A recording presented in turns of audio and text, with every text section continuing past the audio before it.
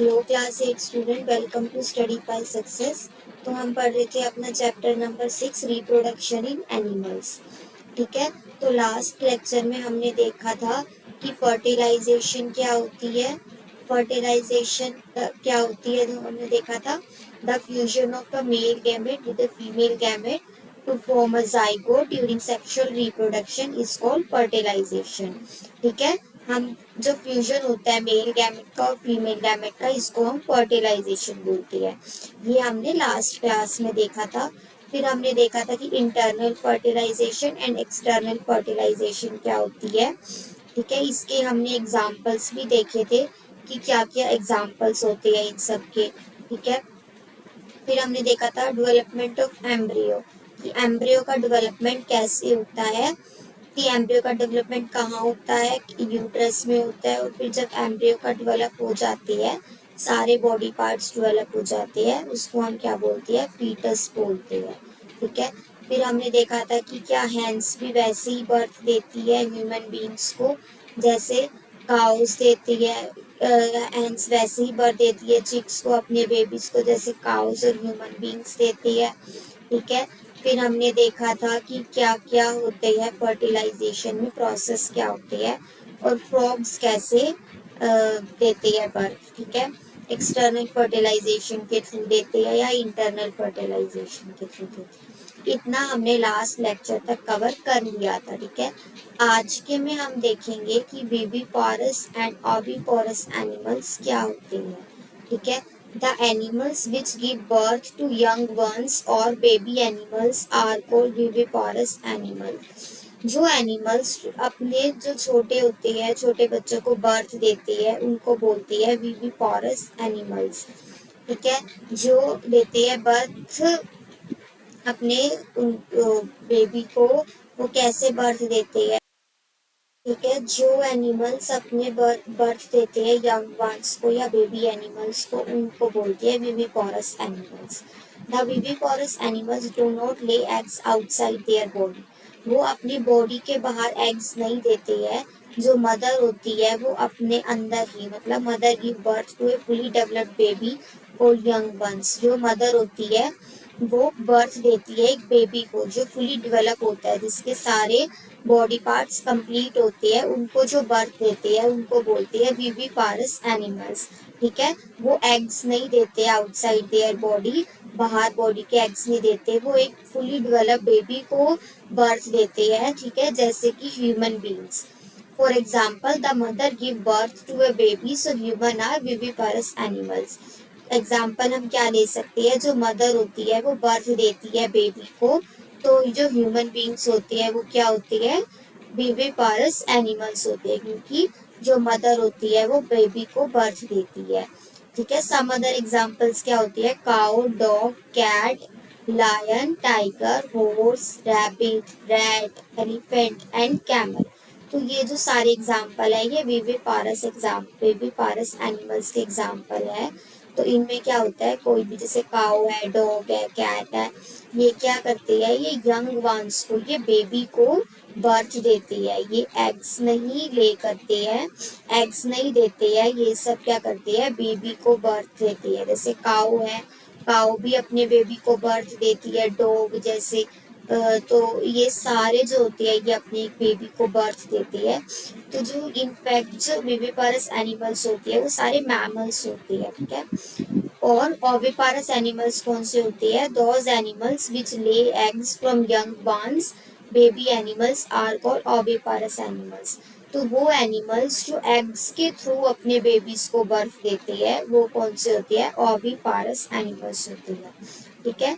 The eggs of a few animals are easy to observe because their mothers lay them outside their bodies.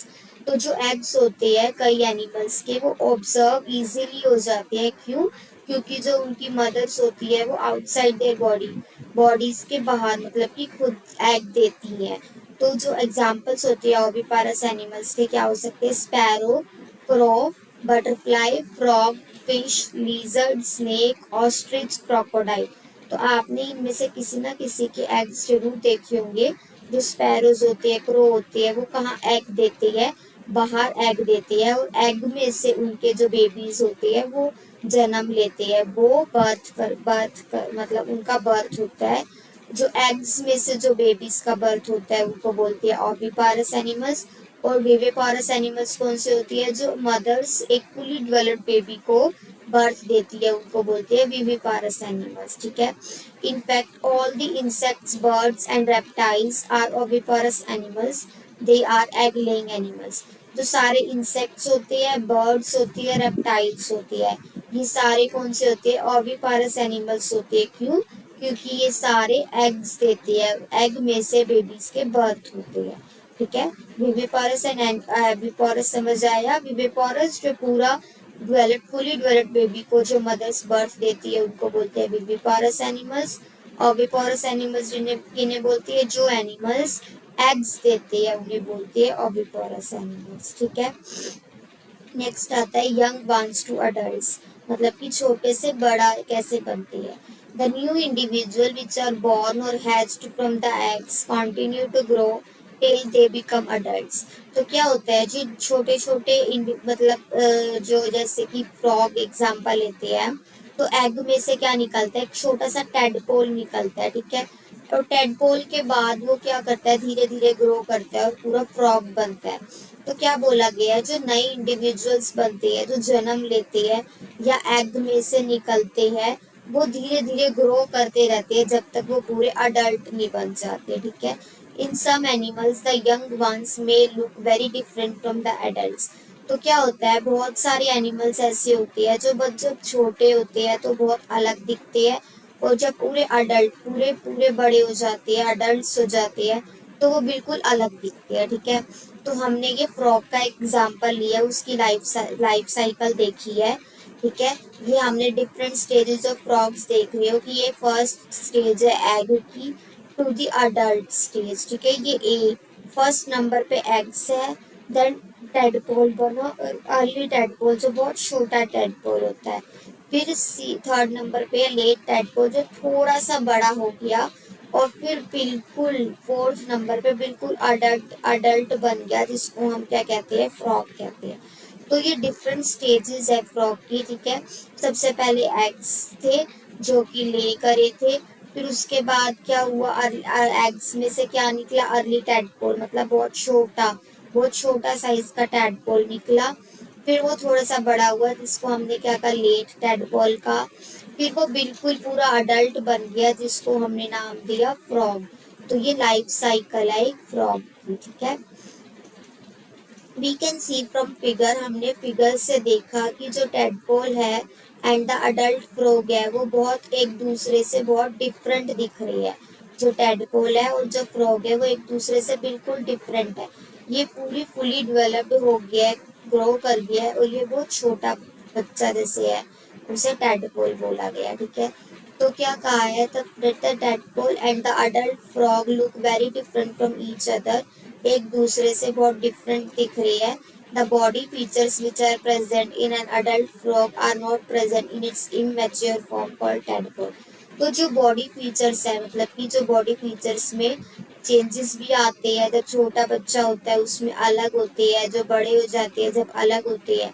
तो जो body features present होते हैं adult frog में, वो present नहीं होते हैं जो टेडपोल होता है, इमेच्योर जो फॉर्म होती है फ्रॉग की, जिसे हम टेडपोल बोलते हैं। जो इमेच्योर फॉर्म होती है उसमें कुछ बॉडी फीचर्स नहीं होते हैं जो बॉडी फीचर्स अडल्ट फ्रॉग में पाए जाते हैं, ठीक है। The tadpole is adapted to live life in water only. जो टेडपोल होते हैं वो अडेप्ट होते हैं, उनको आदत होती है सिर्फ वाटर में रहने की, सिर्फ पानी में रहने की उन्हें आदत होती है, ठीक है। वो लैंड पर नहीं सरवाइव कर सकते, वो सिर्फ जीवित रह सकते हैं, जिंदा रह सकते हैं सिर्फ किसके अंदर, वाटर के अंदर, सिर्फ वाटर के अंदर ही उनकी लाइफ होती है। इट हैज लॉन्ग, टेडपोल की जो होती है वो बहुत टेल अलोंग लॉन्ग टेल होती है, which helps it to swim easily in a water. तो जो कि हेल्प करती है उनको स्विम करने में आराम से, ताकि वो स्विम कर पाए वाटर में, इसलिए उनकी लंबी टेल होती है, ठीक है। The tadpole gradually transforms into an adult frog, वो धीरे धीरे टेडपोल जो होता है वो अडल्ट फ्रॉग में ट्रांसफॉर्म होता है by losing many old features, बहुत सारे फीचर्स जो होते हैं वो लूज कर देता है, ठीक है। और इट्स बॉडी, बॉडी के जो बहुत सारे फीचर्स होते हैं वो लूज हो जाती है और डेवलप हो जाती है न्यू बॉडी फीचर्स में इन मैनी स्टेजेस। कुछ स्टेजेस इस फिगर में नहीं दिखाई दे रही हैं आपको, ठीक है। जब वो धीरे धीरे अर्ली टैडपोल से लेट टैडपोल वो बनता है तो उसके अंदर कुछ फीचर्स डेवलप होते हैं और कुछ जो पुराने फीचर्स है वो खत्म होते रहते हैं। जैसे ही लेट टैडपोल से वो पूरा अडल्ट फ्रॉग बन जाता है तो इसके बीच में भी कई स्टेजेस होती है, वो धीरे धीरे धीरे धीरे वो अपने नए फीचर्स डेवलप करता है और जो उसके पुराने फीचर्स है वो लॉस होते जाते हैं, ठीक है। तो वो क्या करता है, नए फीचर्स उसके पास आते हैं और पुराने फीचर्स खत्म हो जाती है जैसे ही वो टैडपोल से अडल्ट फ्रॉग बनता है, ठीक है। टेडपोल जो होता है वो सिर्फ पानी में रहना जानता है, पानी में ही स्विम कर सकता है, पानी में ही उसकी लाइफ होती है, ठीक है। पर जो अडल्ट फ्रॉग होता है वो अडेप्ट होता है, उसको पानी में भी रहना आता है एज वेल एज लैंड, जमीन पर भी रह सकता है, ठीक है। The tadpole transform into adult, जैसे टेडपोल अडल्ट में ट्रांसफॉर्म होती है वो कैपेबल हो जाती है जंपिंग और स्विमिंग के, उनको स्विमिंग भी करनी आती है और वो जंप भी करती है, ठीक है। The transformation of the larva into an adult, जो लार्वा का ट्रांसफॉर्मेशन मतलब टैडपोल का ट्रांसफॉर्मेशन अडल्ट में जब होता है थ्रू ड्रास्टिक चेंजेस, बहुत सारे चेंजेस उनके अंदर आते हैं, बहुत सारे फीचर्स चेंज होते हैं, तो उस ट्रांसफॉर्मेशन को, उस प्रोसेस को हम क्या नाम देते हैं, मेटामॉर्फोसिस, ठीक है। किसको मेटामॉर्फोसिस नाम देते हैं, जब एक टैडपोल, एक लार्वा एक अडल्ट फॉर्म में पूरा चेंज हो जाता है, उस पूरे ट्रांसफॉर्मेशन को, उस पूरे प्रोसेस को हम नाम देते हैं मेटामॉर्फोसिस, ठीक है। In human beings body part similar to those present in the adults are present from the time of birth, तो जो ह्यूमन बींग्स होते हैं उनके अंदर सेम बॉडी पार्ट्स रहते हैं जब वो छोटे होते हैं, जब वो बर्थ लेते हैं, जैसे कि आईज, ईयर्स, कोई बॉडी पार्ट्स तो चेंज नहीं होते हैं ना ह्यूमन बींग्स में, जब वो पूरे लंबे बड़े हो जाते हैं तब भी बॉडी पार्ट्स वही रहते हैं और जब वो छोटे होते हैं तब भी बॉडी पार्ट्स वही रहते हैं। पर फ्रॉग के अंदर बहुत सारे चेंजेस होते हैं, बहुत सारे फीचर्स चेंज होते हैं, तो ह्यूमन बींग्स में ऐसा नहीं होता। ह्यूमन बींग्स में सारे बॉडी पार्ट्स सेम रहते हैं, चाहे वो अडल्ट में हो चाहे वो जब छोटा बच्चा होता है तब होता है, ठीक है। और मेटामॉर्फोसिस फ्रॉग के ट्रांसफॉर्मेशन को बोलते हैं लार्वा इनटू एन अडल्ट, जो ट्रांसफॉर्मेशन होते हैं, जो बहुत सारे चेंजेस होते हैं उनको हम बोलते हैं मेटामॉर्फोसिस। ये जो पूरा चेंज हुआ है लाइफ साइकिल, इसको हम बोलते हैं मेटामॉर्फोसिस, ठीक है।